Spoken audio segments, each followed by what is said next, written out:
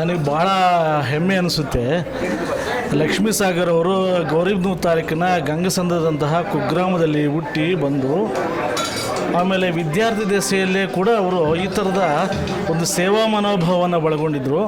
ಆ ಮನೋಭಾವವನ್ನು ನಂತರ ಕೂಡ ಇಲ್ಲಿ ಮುಂದುವರಿಸಲಿಕ್ಕೆ ಪ್ರಾರಂಭ ಮಾಡಿದರೆ ಇವತ್ತು ಇಷ್ಟೊಂದು ಜನರನ್ನು ಬೆಂಗಳೂರು ನಗರದಲ್ಲಿ ಪ್ರೇಕ್ಷಕರನ್ನು ಸೇರಿಸೋದು ಭಾಳ ಕಷ್ಟ ಅದು.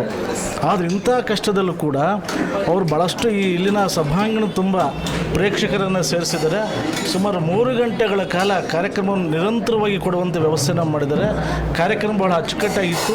ಅದರಲ್ಲೂ ಕೂಡ ಭಾಳ ಮುಖ್ಯವಾಗಿ ಏನು ಅಂತಂದರೆ ಉತ್ತರ ಕರ್ನಾಟಕದಿಂದ ನಮ್ಮ ಅಹಿಂದ ವರ್ಗಗಳ ಹೋರಾಟಗಾರರಂಥ ಸಿದ್ದಪ್ಪ ತೇಜಿಯವರು ಕೂಡ ಆಗಮಿಸಿದ್ದಾರೆ. ಅಂದರೆ ಎಷ್ಟರ ಮಟ್ಟಿಗೆ ಇವರು ಜನಾಂಗವನ್ನು ಸಂಘಟಿಸ್ತಾರೆ, ಜನರನ್ನು ಒಟ್ಟುಗೂಡಿಸ್ತಾರೆ ಅನ್ನೋದಕ್ಕೆ ಇದು ಒಂದು ಜೀವಂತವಾದಂಥ ಸಾಕ್ಷಿಯಾಗಿದೆ. ಅವರು ಈ ಥರದ ಒಂದು ಸೇವಾ ಮನೋಭಾವವನ್ನು ಮುಂದುವರಿಸಲಿ. ಈಗಾಗಲೇ ಗೌರಿಬಿದನೂರಲ್ಲಿ ಅವರು ಸೇವಾ ಮನೋಭಾವವನ್ನು ಮುಂದುವರಿಸಿದ್ದಾರೆ. ಮತ್ತೆ ಅದು ಪ್ರವಾಹವಾಗಿ ಹರಿಯಲಿ. ಈ ಸಮಾಜದ ಕಟ್ಟಕಡೆಯ ಮನುಷ್ಯನಿಗೆ ತಳ ಸಮುದಾಯಗಳಿಗೆ ಅವರ ಸೇವೆ ಸಂದಾಯವಾಗಲಿ. ತಳ ಸಮುದಾಯಗಳು ಈ ಸವಲತ್ತನ್ನು ಪಡ್ಕೊಂಡು ಶೈಕ್ಷಣಿಕವಾಗಿ, ಆರ್ಥಿಕವಾಗಿ, ರಾಜಕೀಯವಾಗಿ ಅಭಿವೃದ್ಧಿನ ಹೊಂದಲಿ.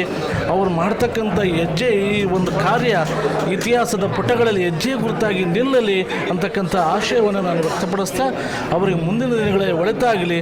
ನಾನು ಅವ್ರ ಜೊತೆಯಲ್ಲಿರ್ತೀನಿ.